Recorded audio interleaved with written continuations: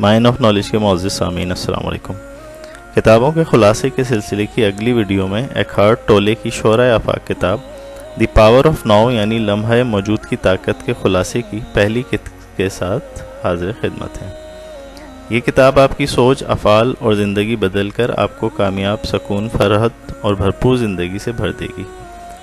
سامعین کرام، انسانوں کی اکثریت ماضی اور مستقبل میں رہتی ہے، کبھی ماضی کے پچھتاوے اور دکھ اپنے اوپر حاوی کر کے، اور کبھی مستقبل کی فکروں اور اندیشوں کو دماغ پر طاری کر کے انسان اپنی زندگی مایوسی، ڈپریشن اور ناکامی سے بھر لیتے ہیں، یہ جانے بغیر کہ زندگی دراصل لمحہ موجود میں رہنے کا نام ہے، اور لمحہ موجود یعنی حال ہی زندگی ہے، خوشی ہے، کامیابی ہے اور سکون ہے۔ ایک مثال سے اسے سمجھتے ہیں۔ ایک شخص تاج محل دیکھنے جاتا ہے، مگر بجائے اس کی خوبصورتی کو دیکھنے اور سراہنے کے اس کی تصویریں لیتا رہتا ہے۔ وہ دراصل موجود سے لطف اندوز اور فائدہ اٹھانے کے بجائے اسے کھو رہا ہے، اور بعد میں لوگوں کو بتائے گا تصویریں دکھا کر کہ میں نے تاج محل دیکھا تھا، حالانکہ تاج محل دیکھنے کے بجائے اس نے تصویریں لینے میں وقت ضائع کیا تھا۔ یہی حال ہم انسانوں کا بھی ہے کہ ہم اپنے حال پر یا لمحہ موجود کو ماضی اور مستقبل کے خیالوں میں ضائع کر دیتے ہیں۔ ہم بچے ہوں تو جوان ہونا چاہتے ہیں، جوان ہوں تو پھر بچے بننا چاہتے ہیں۔ آئیے آپ کو ایک کہانی سناتے ہیں جس میں لمحہ موجود کی اہمیت آپ پر آشکار ہوگی۔ پیٹر ایک بچہ تھا جسے لمحہ حال سے چڑ تھی۔ وہ ہمیشہ اپنی موجودہ حالت پر اعتراض اور چڑ کا شکار رہتا تھا۔ وہ گھر میں ہوتا تو اسکول کی تمنا کرتا، اسکول میں ہوتا تو بور ہو کر باہر جانے کی خواہش کرتا۔ وہ جلد بڑا ہونا چاہتا تھا کیونکہ اسے اسکول پسند نہیں تھا، اور یونیورسٹی جانا چاہتا تھا۔ یہی حال ہم انسانوں کو بھی ہے۔ ہم بچے ہوں تو بڑا ہونا چاہتے ہیں، غیر شادی شدہ ہوں تو شادی شدہ بننا چاہتے ہیں، شادی شدہ کنواروں کو حسرت سے دیکھتے ہیں اور کنوارے شادی شدہ کو، بڑے بچوں کو حسرت سے دیکھتے ہیں۔ گویا بقول شاعر کے، یہ دولت بھی لے لو، یہ شہرت بھی لے لو، بھلے چھین لو مجھ سے میری جوانی، مگر مجھ کو لوٹا دو بچپن کا ساون، وہ کاغذ کی کشتی، وہ بارش کا پانی۔ یہی حال ہم انسانوں کا ہے۔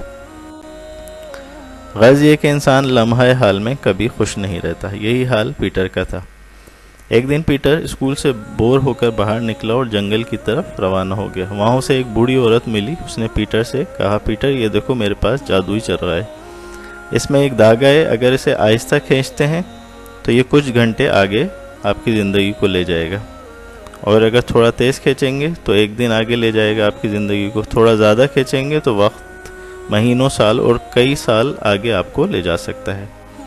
پیٹر جو زمانہ حال اور لمحہ موجود سے بیزار بیٹھا تھا، اس نے بوڑھی عورت سے درخواست کی کہ وہ چرغا اسے دے دے، جو اس نے بخوشی قبول کر لی۔ پیٹر بہت خوش ہوا اور چرغا لے کے گھر آ گیا۔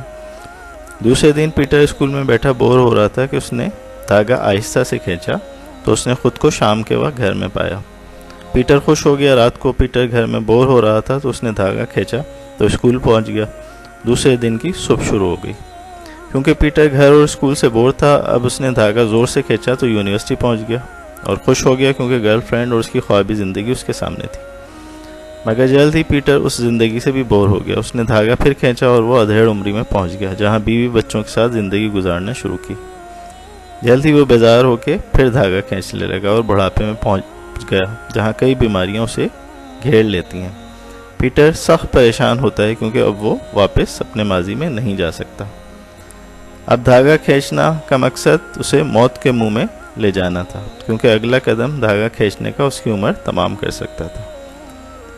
پیٹر سخت نادم اور پریشان تھا کہ اس نے اپنی تمام زندگی اپنی لمحہ موجود میں گزارنے کے بجائے احمقانہ خواہشات میں برباد کر دی۔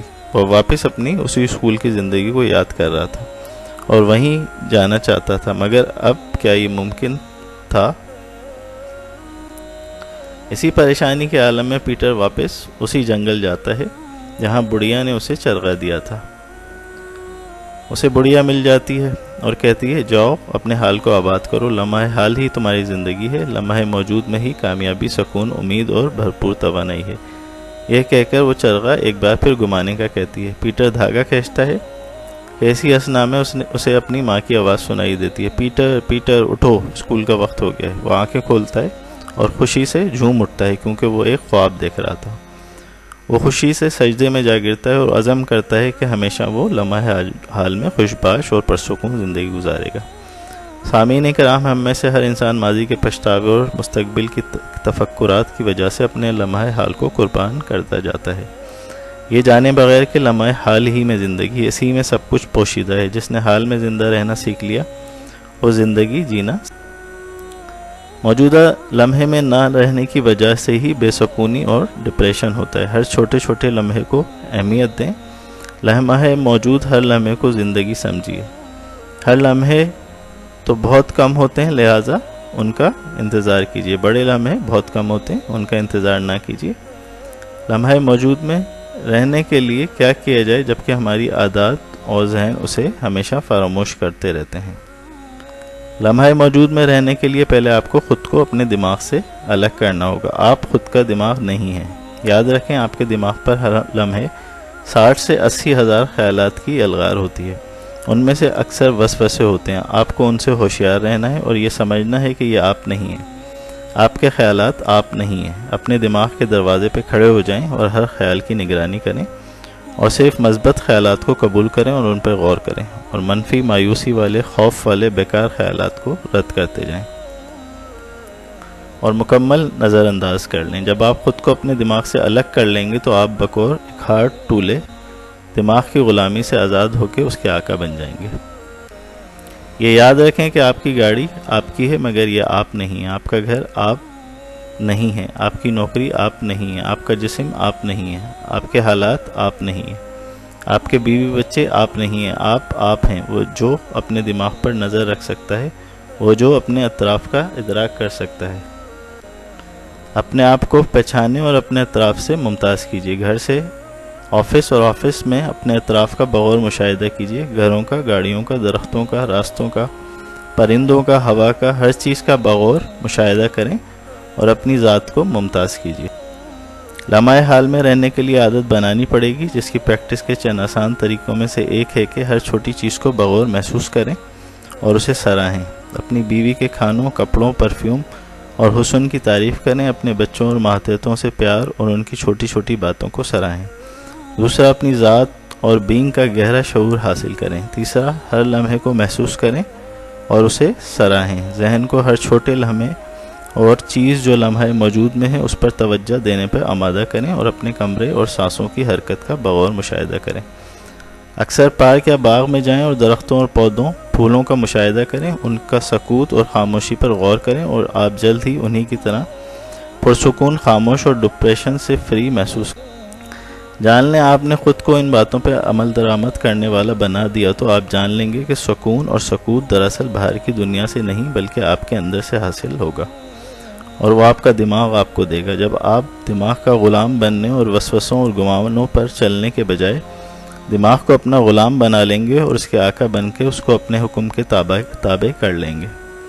جان لیں ڈپریشن اور بے سکونی تب ہوتی ہے جب ہم حال میں رہنے کے بجائے مستقبل یا ماضی کی خواہشات اور فکرات کو پالتے ہیں۔